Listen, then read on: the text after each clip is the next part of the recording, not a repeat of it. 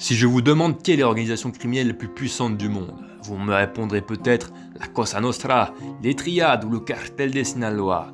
En réalité, il s'agit d'un autre cartel mexicain, le Cartel de Jalisco Nueva Generación, basé dans le centre-ouest du Mexique.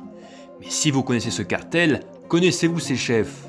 On parle beaucoup de son fondateur et leader suprême, El Mencho, mais celui-ci est présumé mort depuis déjà de nombreuses années. Plus précisément, personne ne sait s'il est mort ou vivant. Le gars dirige l'organisation criminelle la plus puissante au monde, mais son statut demeure pour tout le monde un mystère. C'est même un véritable fantôme. Du coup, quels sont les autres chefs de l'organisation? Et qu'y a-t-il pour le remplacer? C'est ce que nous allons voir en cette vidéo, puisque le cartel de Jalisco ne manque pas de profil médiatique aussi puissant qu'inquiétant. Pour ceux qui seraient passés par mon blog, et je sais qu'il y en a certains parmi vous qui ont vu cet article, donc je les salue, vous remarquerez que cette vidéo reprend le sujet de l'article « Qui pour succéder à El Mencho ?» que j'avais publié sur le blog en 2022. Mais cette fois, on va plutôt se concentrer sur les profils des différents leaders du cartel, plutôt que parler des événements d'une seule année, et j'ai bien sûr pris en compte les dernières informations que nous connaissons jusqu'à 2025. Sur ce, voici les chefs du cartel le plus terrible du Mexique. El Jera ou El Apa. Le premier est l'un des noms les plus célèbres du cartel de Jalisco. Pas le plus important certes, mais tout de même un nom influent au sein du cartel. Pour ma part, je ne le connais que depuis 2022, depuis le 9 août pour être précis, où le bonhomme a dû affronter les militaires en compagnie d'un des hommes les plus importants du cartel et chef de son principal bras armé, le dénommé Doble R, sur lequel nous reviendrons plus tard dans cette vidéo. Ce 9 août 2022, avant d'être interrompu par les militaires en pleine réunion, El Doble R donne rendez-vous à l'un des lieutenants les plus importants du cartel de Jalisco pour discuter de qui en sera le nouveau chef. Ce lieutenant important, c'est lui qui nous intéresse plus précisément ici. Il s'agit de Gerardo González Ramírez, connu sous plusieurs surnoms, El Jera, El Apa ou encore El Güero. Quelques mois à peine avant cette rencontre au sommet, le profil d'El Jera avait fini par sortir au grand jour, puisqu'en mai de cette même année, les autorités mexicaines venaient de mettre sa tête à prix pour la somme de 500 000 pesos. Bon, environ 23 000 euros. Cet homme a pour territoire la Plaza de los Altos dans l'état de Jalisco, une zone hautement stratégique car située à la frontière avec l'état de Zacatecas, où pour rappel, le cartel de Jalisco est en guerre avec le cartel de Sinaloa pour le contrôle de l'état. Une guerre qui a connu son pic de violence également en 2022, après avoir été déclenchée l'année précédente, en 2021, à la suite d'incursions du cartel de Jalisco à Zacatecas. Il semblerait qu'El Jera était pas mal occupé cette année-là. Et pour cause, ce serait lui l'un des principaux bouchers et générateurs de violence dans cette guerre, l'un des plus hauts gradés que le cartel ait choisi d'envoyer sur place pour défendre ses couleurs. Il faut dire que le Zacatecas a une frontière avec l'état de Jalisco, je l'ai dit, l'un des principaux bastions du cartel avec l'état de Michoacán, et là où se situe précisément le territoire d'El Jera. C'est donc à lui qu'il revient d'empêcher que leurs ennemis mortels du cartel de Sinaloa ne pénètrent au Jalisco et n'exportent la guerre jusque sur leur territoire. Un rôle important donc face à l'ennemi numéro 1 du cartel. Pour le reste, hormis les fonctions qui sont les siennes de l'organisation, on sait que très peu de choses d'El Jera, Gerardo González Ramírez de son vrai nom.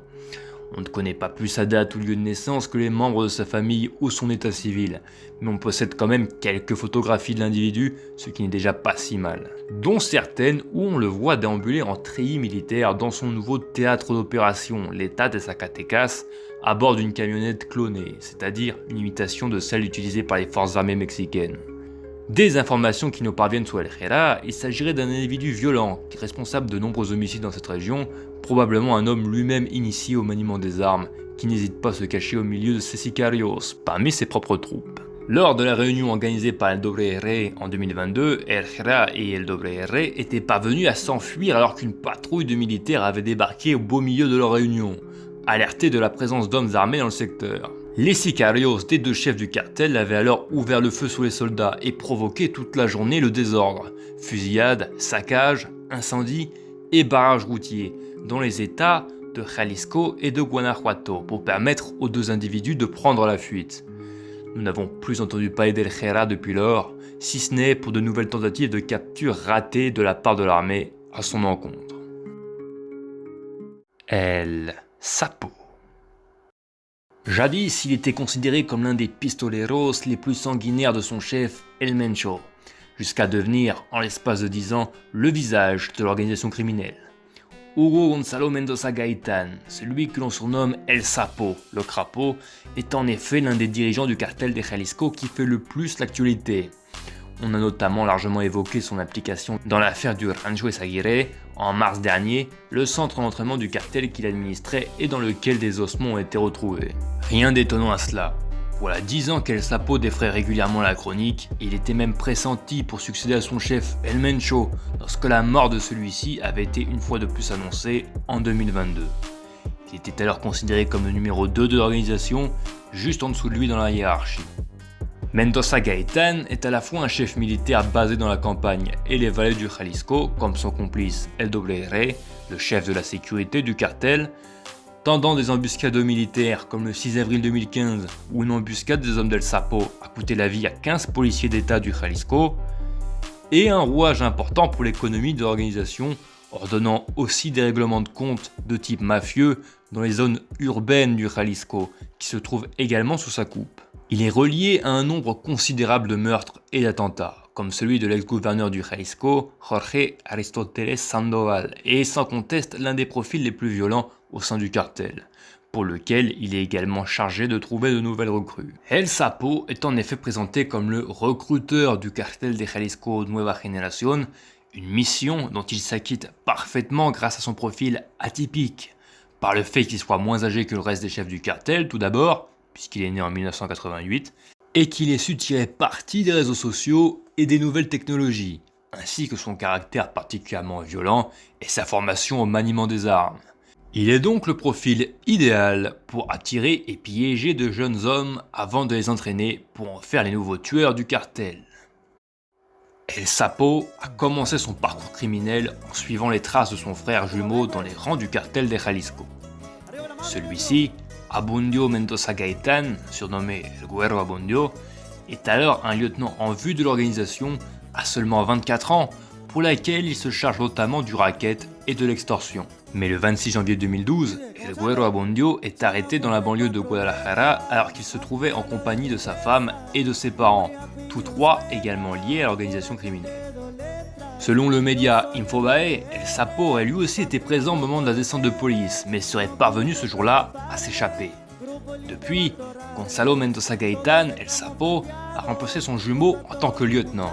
On peut comparer son parcours à celui du célèbre narco Manuel Torres, qui a remplacé son frère Javier, un lieutenant du cartel de Sinaloa, suite à sa capture, avant de rapidement le dépasser en termes de notoriété. Désormais lui-même lieutenant du cartel, El Sapo se voit confier pour territoire la station balnéaire de Puerto Vallarta. Ce choix de la part du cartel explique en partie le pouvoir quasi sans limite que possède aujourd'hui El Sapo. En effet, Puerto Vallarta devient à la même époque la station balnéaire la plus en vue sur le continent nord-américain. Après Mazatlán au Sinaloa, délaissée par les Américains après les années 80 car jugée trop violente, puis Acapulco, qui est tombé en désuétude dans les années 2000 pour les mêmes raisons, Puerto Vallarta dispute à Los Cabos le titre de destination fêtarde par excellence. Qui plus est, la station balnéaire est située non loin des plus grands ports du pays, d'où arrivent les produits chimiques en provenance d'Asie, nécessaires à l'élaboration du fentanyl et de la méthamphétamine, des drogues de synthèse qui deviennent également à la même époque l'une des principales sources de revenus du cartel de Jalisco. El Sapo va capitaliser sur cette manne financière toute trouvée et asseoir son pouvoir sur Puerto Vallarta, tout en pouvant blanchir son argent sur place, notamment par l'entremise de son épouse.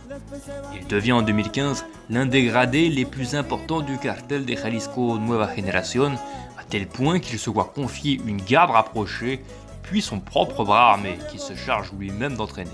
Car dans les cartels de la drogue, au Mexique, ce ne sont pas ceux qui manient les actifs financiers, mais ceux qui manient les armes et donnent leurs ordres aux sicarios qui ont le pouvoir. Le vrai pouvoir s'exerce par les armes. Dans un premier temps, El Sapo forme le bras armé Comando 90.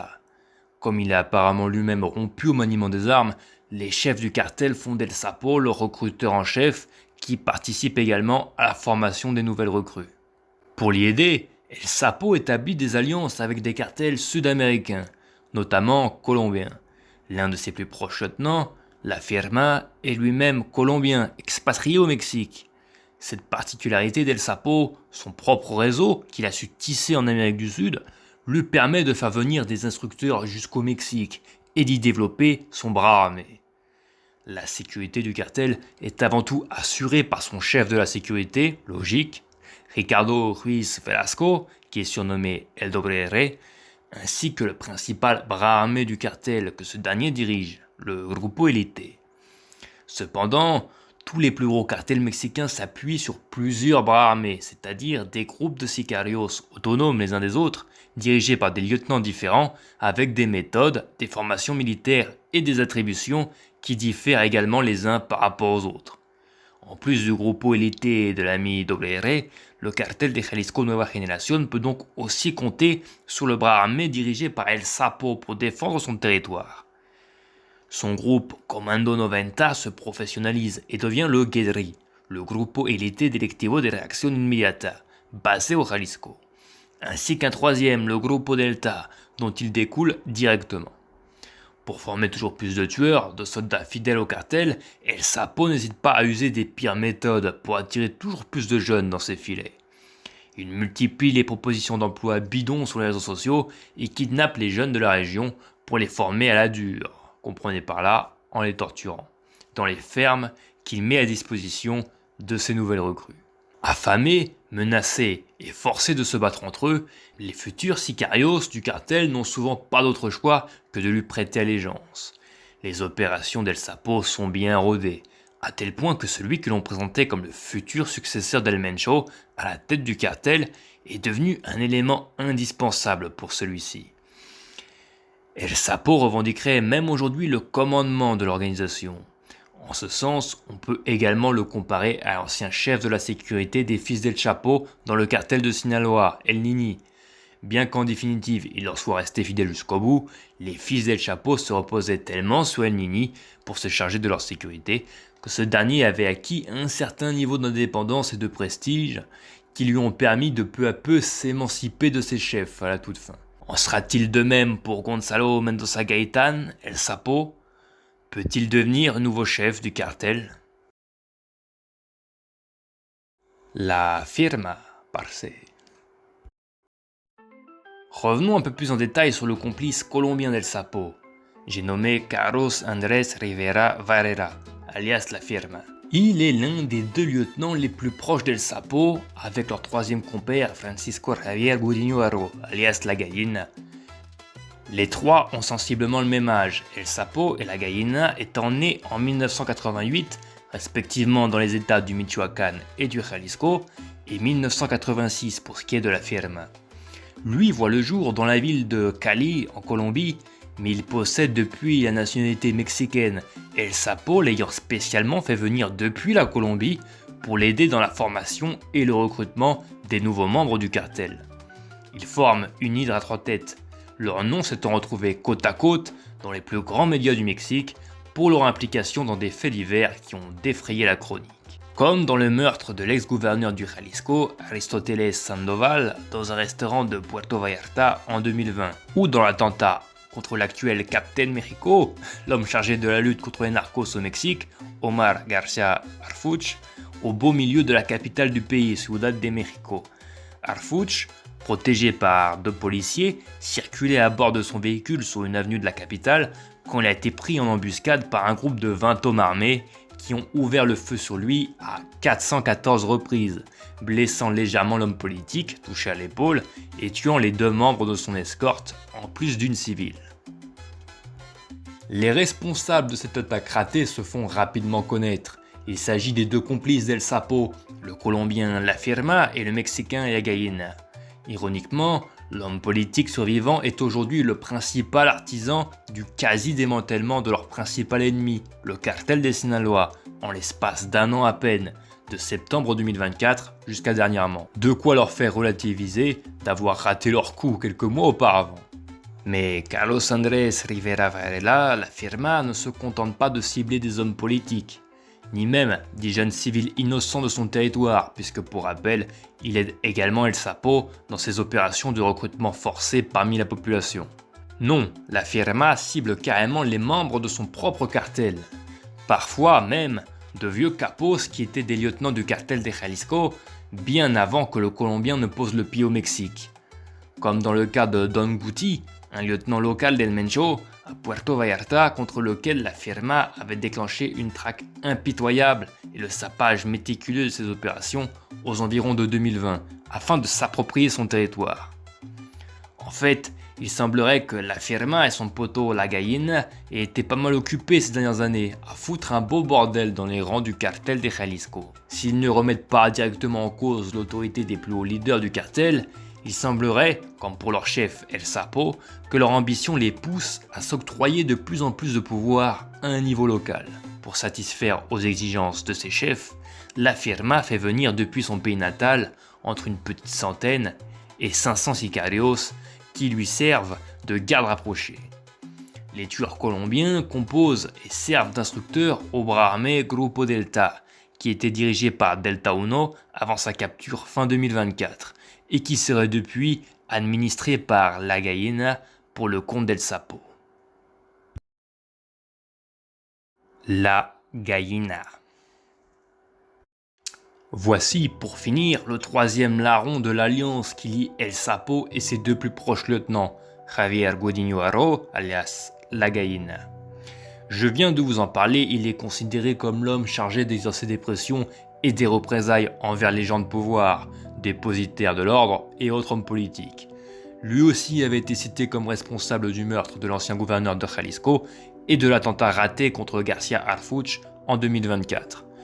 Mais on le lie aussi à la tentative de meurtre, ratée là encore, contre le directeur de la police criminelle du Jalisco en 2019, dans laquelle 5 de ses sicarios ont perdu la vie. Ainsi qu'au meurtre du politicien Salvador Llamas Urbina, assassiné comme l'ancien gouverneur du Jalisco dans un restaurant de Puerto Vallarta, malgré la présence de ses gardes du corps. La Gallina est donc un important générateur de violence et un membre haut placé de l'organisation, plus encore qu'on ne le pensait jusqu'ici. En effet, ces 3 ou 4 dernières années, un mystérieux profil était apparu dans les narcocorridos, vous savez, ces chansons traditionnelles sur les cartels, qui en savent plus long que les autorités et les journalistes sur les organigrammes et les mises à jour au sein de ces organisations criminelles, puisqu'elles tiennent leurs informations des membres des cartels eux-mêmes. Bref, dans ces chansons, on louait le profil d'un nouveau chef de la sécurité du cartel de Jalisco, un certain Plumas qui dirigerait le Grupo Delta. Intrigué par ce nom récurrent qui revenait fréquemment dans les chansons, j'ai tenté il y a à peu près 2 ans d'en savoir plus sur ce gars, sans jamais rien trouver. On disait alors que l'identité d'El Plumas était un mystère, malgré son profil indéniablement important dans le cartel. On ne connaissait ni son nom ni son visage. Aujourd'hui, en revanche, c'est une toute autre histoire. On pense qu'El Plumas ne serait ni plus ni moins que notre ami Javier Gudiño Haro, La Gallina.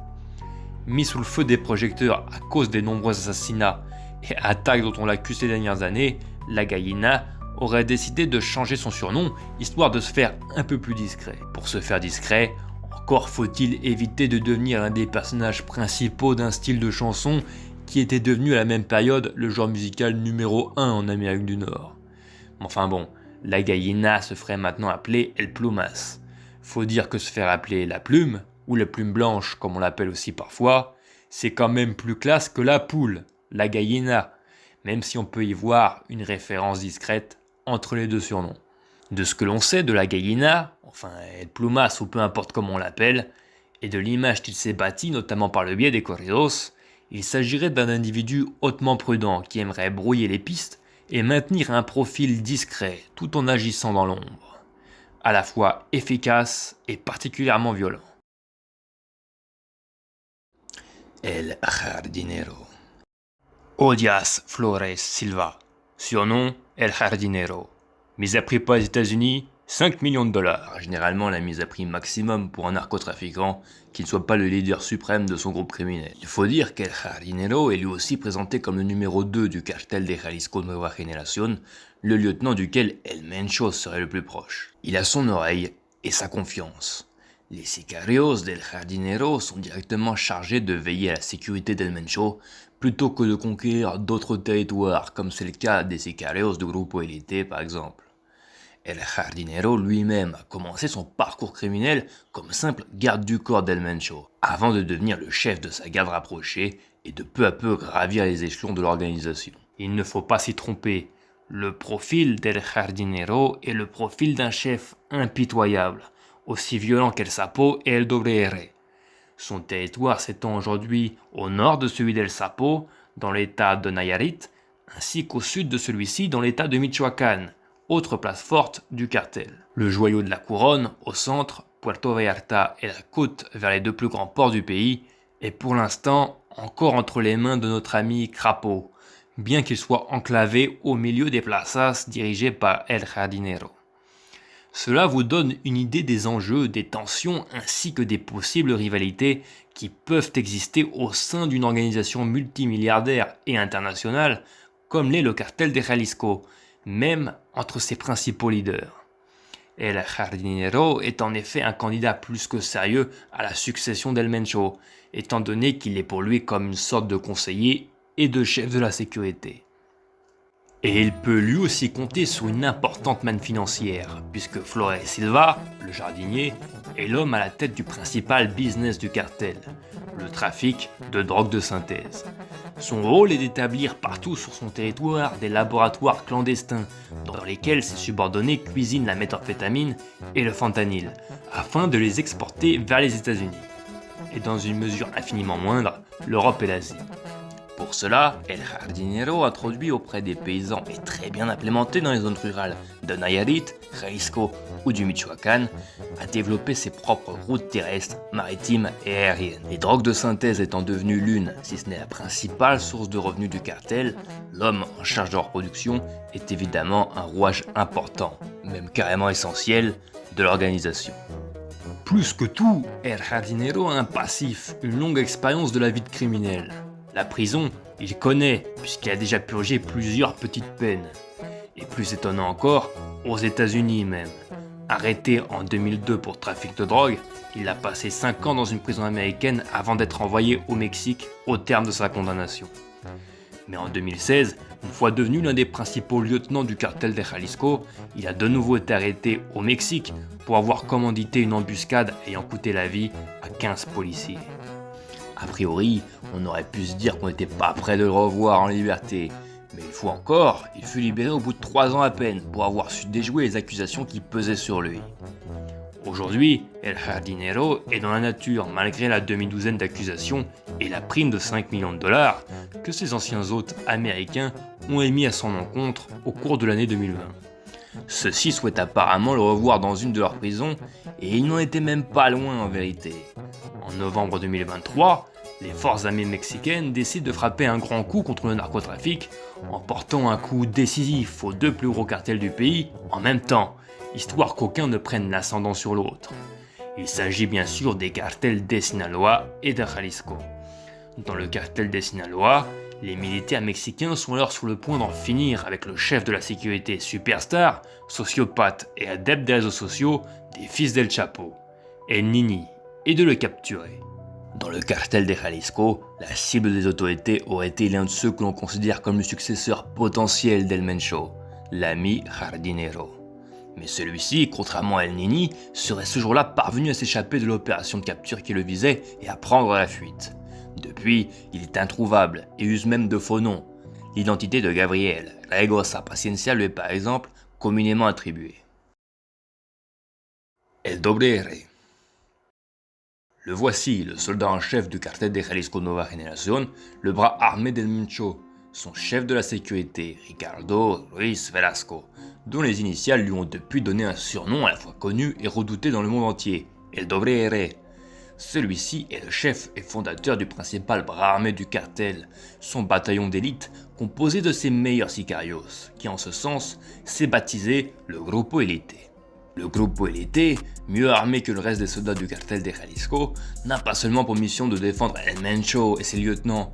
Le bataillon est avant tout chargé de mener une guerre de front contre les ennemis du cartel. En premier lieu, le cartel de Sinaloa et la familia michoacana, et de les bouter chaque fois que c'est possible dans chacun des 32 États que compte le Mexique. Les membres du Grupo Elite sont des hommes âgés entre 30 et 40 ans qui ont toujours suivi loyalement leur leader Dobre, en guerroyant à ses côtés depuis ses débuts. Ce ne sont pas de petits criminels comme les Européens s'imaginent souvent les membres des cartels. Les sicarios du Grupo Élite sont de véritables soldats qui ont suivi une formation militaire et qui sont déployés par leur chef dans de vastes zones rurales du pays, au milieu de la cambrousse, parfois à des centaines de kilomètres de leur domicile. Les membres du Grupo Élite sont donc des militaires comme les autres, déployés en territoire ennemi, qui doivent parfois attendre une mission pour rentrer chez eux voir leur famille. El Dobre, combattant rompu au maniement des armes, n'était lui-même qu'un sicario de bas étage à ses débuts, jusqu'à monter en grade aux environs de 2015. Ses chefs lui ordonnent alors de former ce qui deviendra le Grupo Élite. 4 ans plus tard, en 2019, l'occasion lui est donnée de faire enfin ses preuves.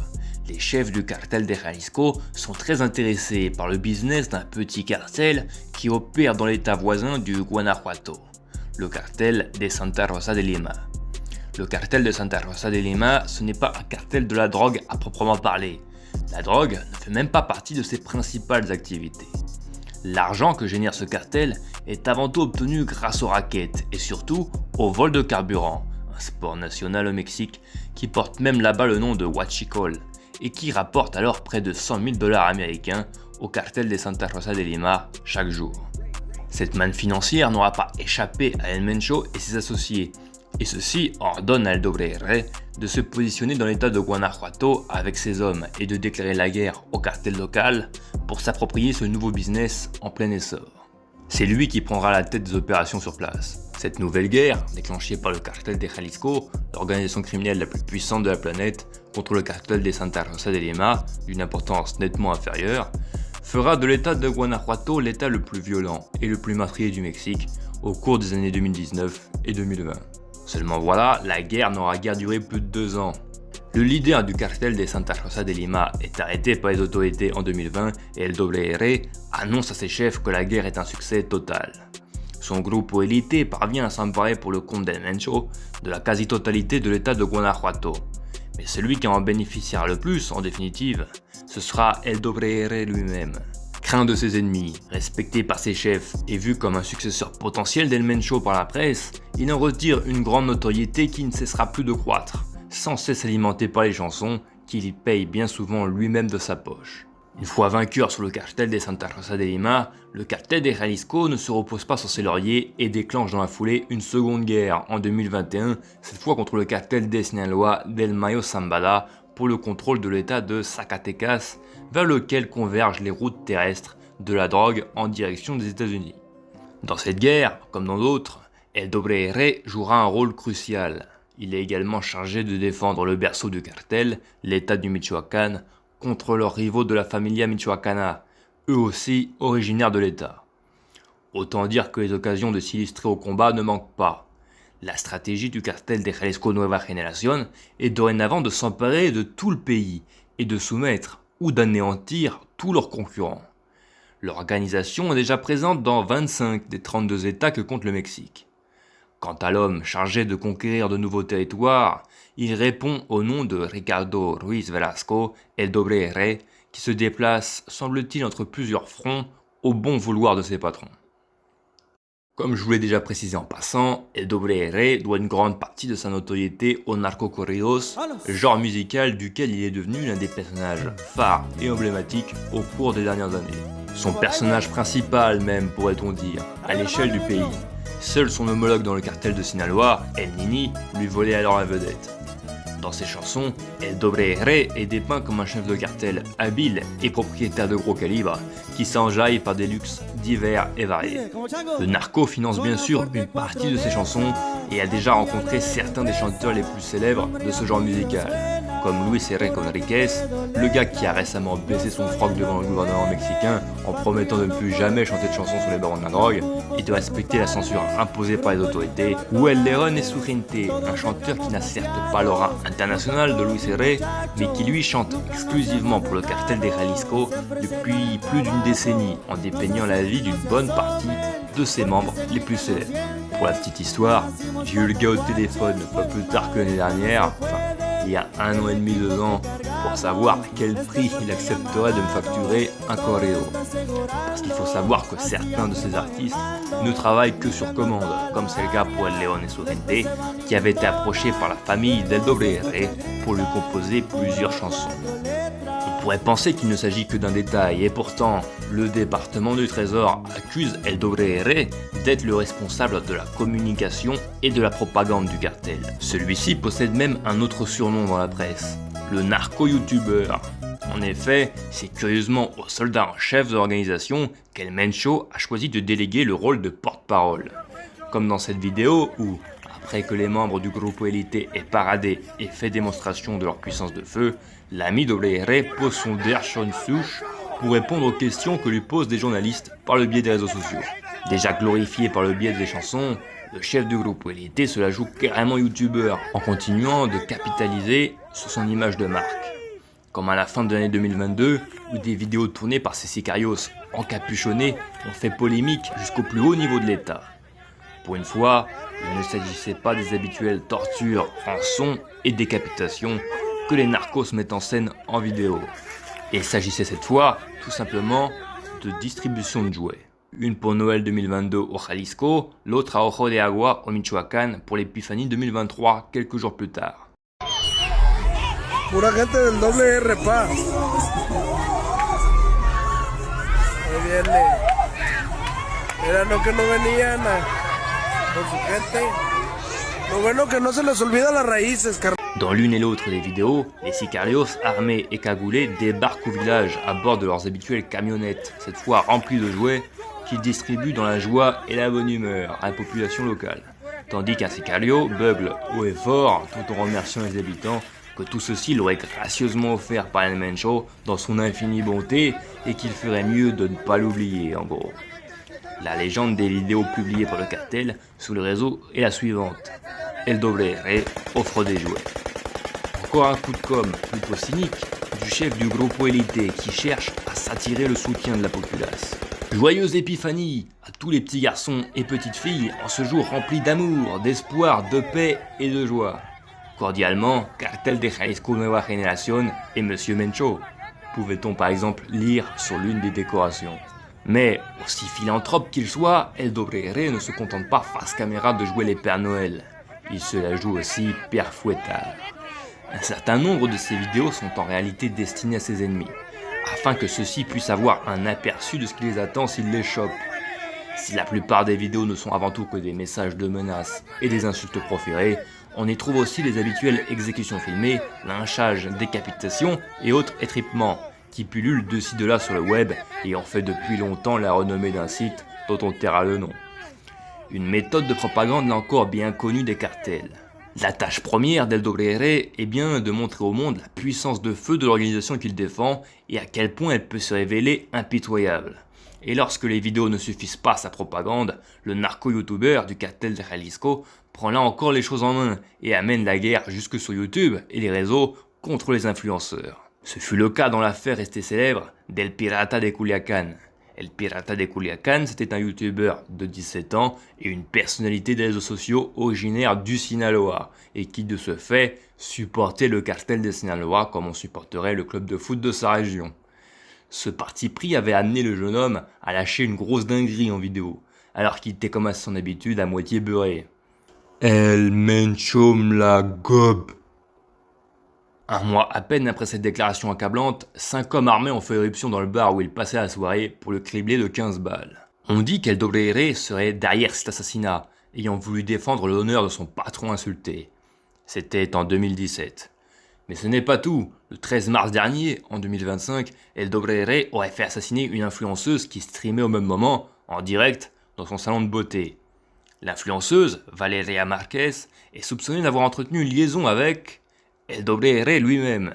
Seulement la jeune femme, habituée à recevoir les marques d'affection de ses followers, venait d'ouvrir dans un de ses lives des cadeaux que lui envoyait sa communauté, on le suppose constituée d'hommes pour la plupart. Ce qui aurait provoqué la jalousie d'El WR, le poussant à commanditer dans la foulée son assassinat. Je tiens tout de même à préciser que même s'il est pointé du doigt par la presse pour chacun de ses crimes, El WR n'a pour l'instant été formellement reconnu coupable pour aucun d'eux. El Mencho! Il est le chef et fondateur du cartel de Jalisco Nueva Generación, Nemesio Ceguera Cervantes, 59 ans, originaire de l'état de Michoacán. Son parcours est pour le moins étonnant. Issu d'une famille de 6 enfants qui se consacre à la culture d'avocat, celui que l'on surnommera plus tard El Mencho émigre aux États-Unis avec un de ses frères et s'installe à San Francisco dans les années 80. Mais lui et son frangin ne viennent apparemment pas aux States pour rester sur le droit chemin. Ils deviennent trafiquants de drogue et dealent au coin de leur rue cannabis et héroïne. C'est son frère aîné, Abraham, qui gère alors ce trafic. El Mencho se charge lui de franchir régulièrement la frontière entre les États-Unis et le Mexique pour faire passer la marchandise. Mais en 1992, les deux frères sont arrêtés à la suite d'une transaction lorsqu'ils découvrent que leurs acheteurs sont en fait des agents de la DEA sous couverture. El Mencho clame son innocence auprès des policiers, mais ceux-ci l'informent que son frère aîné sera condamné à la prison à perpétuité s'il ne coopère pas. El Mencho avoue donc son crime et accepte de passer les 5 années suivantes au pénitencier de Sacramento avant d'être expulsé vers le Mexique en échange d'une remise de peine pour son frère. Mais ces quelques années passées aux États-Unis n'auront pas été vaines pour El Mencho. Il y rencontre sa femme, lui fait des enfants et établit des contacts avec la famille de celle-ci. Sa femme, c'est Rosalinda González Valencia, l'une des 18 frères et sœurs González Valencia, qui sont ni plus ni moins que les chefs de la cellule de Los Quenis et des descendants des pionniers du trafic de drogue au Mexique. Les frères González Valencia accueillent leur beauf comme un de leurs frangins, une fois El Mencho revenu au Mexique. Celui-ci a désormais un nouveau job puisqu'il est devenu policier. Mais cela n'empêche pas, bien au contraire, d'arrondir ses fins de mois en travaillant pour ses beaux-frères. Dans la police, El Mencho rencontre un ancien policier, un homme d'affaires réputé pour son élégance, qui vient du Sinaloa, Nacho Coronel. Celui-ci est l'oncle de la future femme del Chapo Guzmán, Emma Coronel, et le numéro 4 du cartel des Sinaloa. Nacho Coronel parvient à convaincre El Mencho et tous ses beaux-frères de se mettre au service des parrains du Sinaloa et de leur servir de bras armés dans leur région du Michoacán, séparée d'un peu plus de 800 km de l'état de Sinaloa. Mais à la mort de Nacho Coronel, El Mencho déclare son indépendance du cartel de Sinaloa, duquel il devient l'un des principaux ennemis, et fonde lui-même le cartel de Jalisco Nueva Generación aux environs de 2010. Sur place, son nouveau cartel doit se battre pour conquérir l'une des régions les plus disputées par le crime organisé, dans laquelle de nombreux petits groupes pullulent et se foutent sur la gueule. Mais grâce à l'essor de la consommation de méthamphétamine aux États-Unis à la même période, un business dont le cartel de Jalisco a su devenir le principal protagoniste au Mexique, puis au développement des autres drogues de synthèse par la suite, El Mencho arrive à doubler les parrains du Sinaloa et à devenir peu à peu le narcotrafiquant le plus puissant du pays. S'emparant d'un territoire toujours plus grand, il règne par la peur sur les habitants de ces régions. On dit de lui qu'il est encore plus terrible et impitoyable qu'El Chapo et les autres barons du Sinaloa pour lesquels il travaillait quelques années auparavant. Une trajectoire ascendante qui connut cependant un brusque coup d'arrêt. Quelques années seulement après la création de son cartel en 2010, El Mencho tombe brusquement malade. Le karma, peut-être bien. On lui diagnostique une insuffisance rénale qui met sa vie en danger et l'oblige à demeurer régulièrement, de longues heures durant, sous dialyse, c'est-à-dire branché à une machine qui supplante la fonction de ses reins endommagés. Autant dire que ce n'est pas ce qu'il y a de plus pratique lorsque tu es un fugitif recherché avec ta tronche placardée sur tous les abribus du pays, pour qui les États-Unis offrent 15 millions de dollars pour toute information menant à ta capture. Pourtant, le pouvoir d'El Mencho ne faiblit pas, sa violence non plus. D'une main de fer, il continue de diriger, même avec un pied dans la tombe, son cartel de Jalisco qui devient l'organisation criminelle la plus puissante de la planète. Malgré sa maladie, malgré les soins qu'elle requiert, les autorités ne parviennent pas à capturer El Mencho.